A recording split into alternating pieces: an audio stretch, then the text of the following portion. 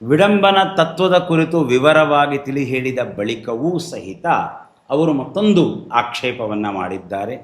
ಶ್ರೀಮದ್ ಆನಂದತೀರ್ಥ ಭಗವತ್ ಪಾದಾಚಾರ್ಯರ ಮತ್ತೊಂದು ವಾಕ್ಯವನ್ನು ಉಲ್ಲೇಖ ಮಾಡಿ ಅಬದ್ಧಂ ಪಠಿತ್ವಾ ಕುಚೋದ್ಯಂ ಕರೋತಿ ಅನ್ನೋದಕ್ಕೆ ಮದಭಾವಿಯವರು ಜ್ವಲಂತ ನಿದರ್ಶನ. ಶ್ರೀಮದಾಚಾರ್ಯರ ವಾಕ್ಯವನ್ನು ಉಲ್ಲೇಖ ಮಾಡಿ ಮತ್ತೆ ಪ್ರಶ್ನೆ ಮಾಡಿದ್ದಾರೆ. ಅವರ ಆಕ್ಷೇಪವನ್ನು ಕೇಳಿ. ನಾವು ಇಲ್ಲದೇ ಇರೋದನ್ನು ತೋರಿಸೋದು ಇದು ನಾಟಕ ವಿಡಂಬನೆ ಅಂತನ್ನುವ ಅರ್ಥದಲ್ಲಿ ಅಂತನ್ನುವುದನ್ನು ನಾನು ಜಗತ್ತಿಗೆ ತೋರಿಸಿಕೊಡಬೇಕಾಗಿದೆ. ಲೀಲೈಷ ಅಸುರ ಮೋಹಿನಿ, ವಿಡಂಬನೆಯನ್ನು ಮಾಡ್ತಾ ಇದ್ದಾರೆ ಗ್ರಂಥದಲ್ಲಿ, ಇಲ್ಲದೇ ಇದ್ದದ್ದನ್ನು ತೋರಿಸ್ತಾ ಇದ್ದಾರೆ ಅಂತ ಹೇಳಿದರೆ ಮನುಷ್ಯರಂತೆ ವರ್ತಿಸೋದು ಅಂದರೆ ಅರ್ಥ ಏನು?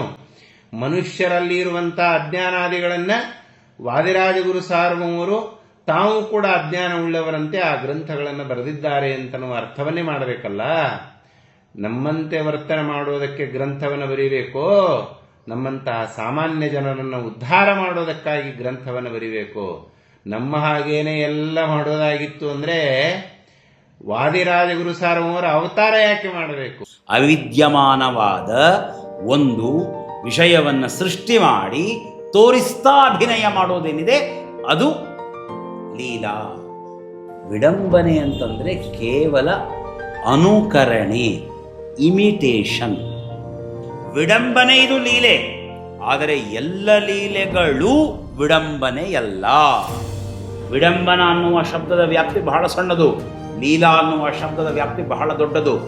ಎಲ್ಲ ವಿಡಂಬನೆಗಳು ಲೀಲೆಯೇ, ಎಲ್ಲ ಲೀಲೆಗಳು ವಿಡಂಬನೆಯಲ್ಲ. ಎಲ್ಲ ಲೀಲೆಗಳು ವಿಡಂಬನೆಯಲ್ಲ. ಕಬಡ್ಡಿಯಲ್ಲಿ ಎಷ್ಟು ತರಹದ ಪ್ರಭೇದಗಳಿದೆಯೋ ಅಷ್ಟೂ ಪ್ರಭೇದಗಳು ಕ್ರೀಡೆಗಳೇ.